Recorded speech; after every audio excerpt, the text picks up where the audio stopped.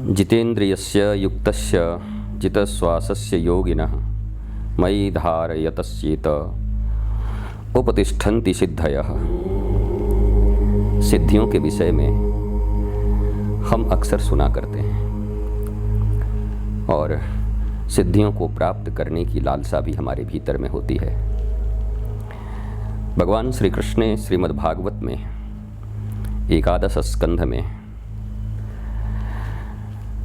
उद्धव से सिद्धियों के विषय में बड़ी खुलकर वार्ता की है। शास्त्र ही प्रमाण है। भगवान श्री कृष्ण कहते हैं, उद्धव, जब साधक इंद्रिय, प्राण और मन को अपने वश में करके चित्त मुझ में लगाने लगता है, मेरी ही धारणा करने लगता है, तब उसके सामने बहुत सी सिद्धियां उपस्थित हो जाती हैं। अर्थात सिद्धियों को प्राप्त करने के लिए भगवान ने बहुत सहज मार्ग बताया कि प्रिय उद्धव, जब साधक अपने इंद्रिय, पंच कर्मेंद्रिय, पंच ज्ञानेंद्रिय, ये नासिका, ये रसना, ये श्रवणेंद्रिय, ये सब जितनी भी इंद्रियां हैं, अपने प्राण और अपने मन को वश में करके चित्त को मुझ में लगाने लगता है। भगवान ने ये नहीं कहा कि चित्त मुझ में लगा ही दिया पूरा, बस जिसने भी लगाने की चेष्टा की। प्रभु कहते हैं कि हे उद्धव, ऐसे साधक, ऐसे प्रिय भक्त के सामने सिद्धियां उपस्थित हो जाती हैं। उद्धव ने पूछा, हे केशव, कितने प्रकार की सिद्धियां हैं, बता दो। भगवान ने कहा कि वैसे तो सिद्धियां 18 प्रकार की होती हैं, पर 8 सिद्धियां तो मुझ में हैं, 18 मुझ में हैं, पर 8 मुझ में हैं जो न्यून रूप से बाकी साधकों को कभी कभी प्राप्त होती हैं।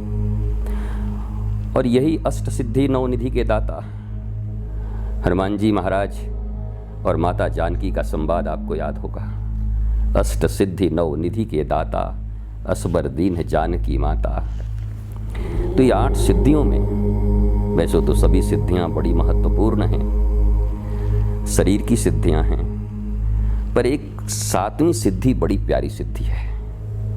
भगवान श्री कृष्ण कहते हैं कि 7वीं सिद्धि का नाम है वसिता, 6ठी है इशिता और 7वीं है वसिता। विषयों में रहकर भी उनमें आसक्त न होना, ये वसिता है। और मैं बस इसी वसिता की बात आपसे करूंगा। विषयों में रहकर भी विषयों में मन का न रमना और विषयों से अलग हो जाना, उसको वसिता कहते हैं। कई बार लोग कहते हैं, आप संत हैं तो हिमालय क्यों नहीं चले जाते। फिर ये 7वीं सिद्धि कब काम आएगी। बुद्ध बुद्धत्व को उपलब्ध होकर, ऋषिगण ऋषित्व को उपलब्ध होकर, मनीषी मनीषित्व को उपलब्ध होकर, जब जब संसार में जरूरत पड़ा वो संसार में ही आए, संसार में ही रहे। इसलिए प्रश्न ही बेमानी है। तो 7वीं सिद्धि इतनी प्यारी है, वशिता, विषयों में रहते हुए भी विषयों के प्रति आसक्त नहीं होना।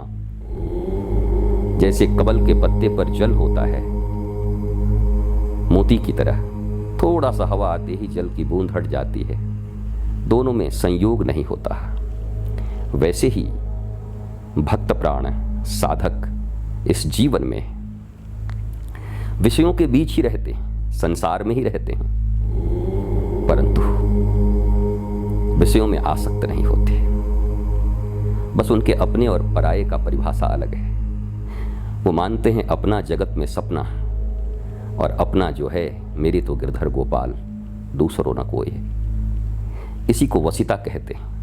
अगर आप में ये प्रज्ञा अपने गुरु के प्रबोध से, वैराग्य से, ध्यान ज्ञान से आ चुकी हो, तो और किसी सिद्धि के लिए परेशान मत होना। एक 7वीं सिद्धि ही आपके जीवन में 8 नहीं 18 सिद्धि लाने के लिए समर्थ है। और फिर मैं जो हमेशा कहा करता हूँ, हनुमान जी महाराज सदगुरु के रूप में हैं, उनसे सीखो। अष्ट सिद्धि नवनिधि के दाता, असबर दीन है जान की माता।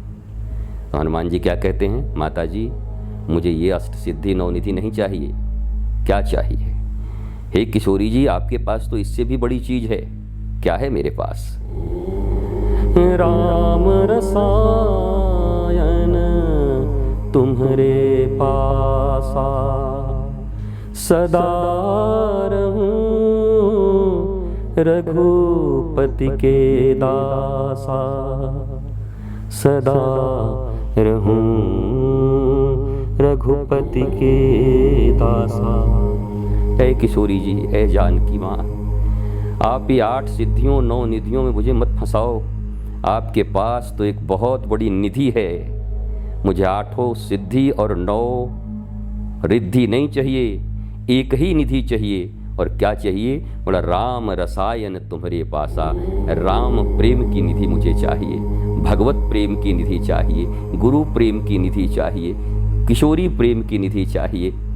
और हनुमान जी को माता सीता ने राम रसायन दे दिया। औषधि वो है जो रोग होने पर काम आती है, रोग को निवृत्ति देती है। रसायन वो है जो लेने पर भव रोग नहीं होता, शारीरिक रोग नहीं, भव रोग, आत्म रोग, आध्यात्मिक रोग नहीं होता। तो शरीर रोगी हो सकता है शरीर के नियमों का पालन न करने के कारण, प्रारब्ध के कारण, पर संत का हृदय, संत का मन, संत का चित्त कभी रुग्ण नहीं होता। वो सदा सदा राम रसायन, किशोरी रसायन पाकर, राधा रसायन पाकर रोगों से मुक्त रहता है। इसलिए आप सब भी अष्ट सिद्धि, 7वीं सिद्धि वसिता नाम की सिद्धि, विषयों में रहते हुए, संसार में रहते हुए भी, संसार से अलग जगत में रहते हुए भी जगदीश से प्रेम करने की कला को ही 7वीं सिद्धि कहते हैं, वसिता सिद्धि।